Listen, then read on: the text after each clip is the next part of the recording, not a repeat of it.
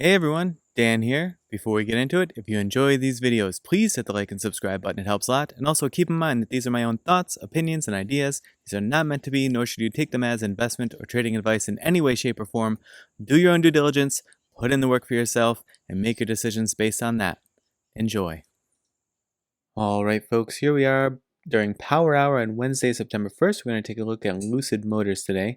Now obviously Lucid having a really rough day for the bulls, at least down over 10% at the moment on very high volume. We'll look at that more when we flip over to the daily in a minute. But as I'm sure you know, this is because Lockup expired for some of the electric vehicle companies' big investors.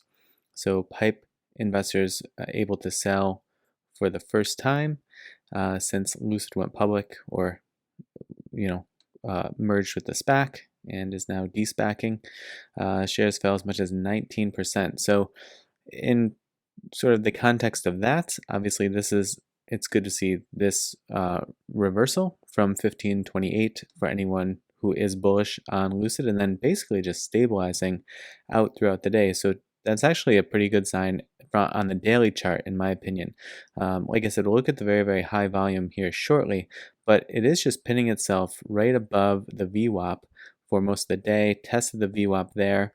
That was around 12:20 in the afternoon today, and bounced straight off and went down its merry way, keeping parallel with the VWAP. So to me, that's a good sign of trying to figure out where it is that Lucid wants to be able to price itself in the market as dilution happens, as lockups expire and shares become available to sell, and that free float gets larger and larger. That will play obviously a big role in what happens throughout this entire de-SPACing process.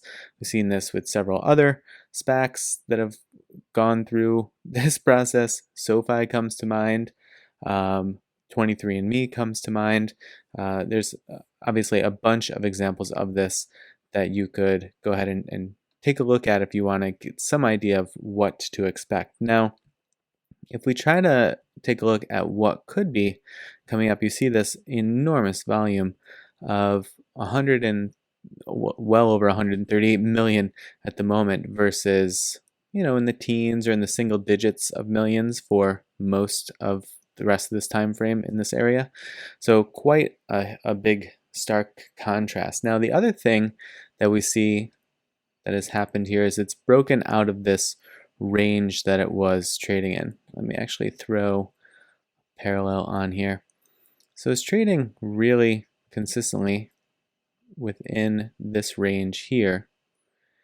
And oftentimes what you see when it breaks out of a range that it's been in for quite a while, whether it's slightly up or slightly down, is that there can be an outsized reaction, meaning if it breaks below the range, there could be a lot of stop loss orders that get triggered, and that accelerates the downtrend. Similarly to the upside, you could have a lot of folks who are looking to buy once it breaks this range that it's been trading in. So there could be some buy orders that sit above this. At this point, though, this upper range, though it'll re-range at this point, is sitting in the mid to high 20s. So that's probably nowhere in the super near future for Lucid, though could certainly be wrong on that. Now, if we try to look for some areas of support, you can see here it's kind of getting close to what we call no man's land, which is just there isn't a lot of support from previous price activity. The one that obviously comes to mind is this support that held up here, that held up here as well.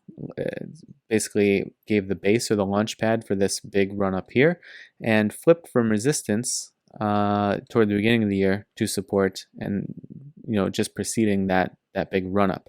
So it's pretty close to where it's trading at the moment. This is 16.95, so it's obviously a bit further down. A dollar drop at this point would be a pretty big percentage drop, but again, this is a support zone down. Just wanting to point out, if it does fall through, where it may be able to catch some support just based on previous activity. Now, up the next level up from that, as I see it, is this 1977. So this would be a potential resistance zone coming into play. You see previous support here, resistance that flipped to support here, and here, and here.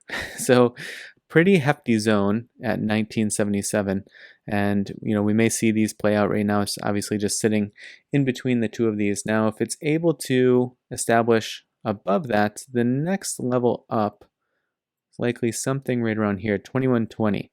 Support, resistance, support, resistance that turned to support, support that turned to resistance, support back here and here, and even back here, additional support. So pretty tight into that 1977 level, but so it goes when you have such catastrophic moves. Often the clawback is just very, very gradual feeling.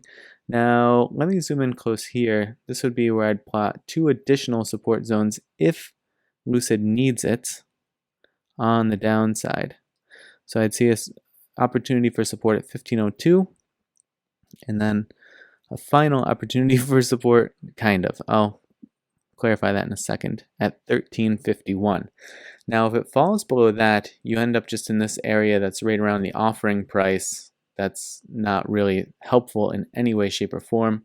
There's a little bit of movement through here, but I would rather not have to get into that because it's going to be a little bit digging for a needle in a haystack, to be honest, to try to seek out what it is that could be latched onto for a potential support level for Lucid if it needs it there. But this is what I would look for at the moment. The other thing to consider is that there's this down channel that it was in, sort of like a channel and a sub channel. We could pin it to this one because that better represents the more recent activity. And it could make an attempt to come back into this channel. That's not an uncommon thing that we see, or work itself sideways at that 1695-ish level and work itself into this channel. And I'm not saying that it will then resume a downtrend, but we often see, even if it's a huge gap down like we're seeing here, we often see an attempt to re-enter a channel in which it was in previously, whether that's an up channel or a down channel. And sometimes it just kind of uses this the closest bound of the channel, which in this case would be the down and the bottom bound of the channel.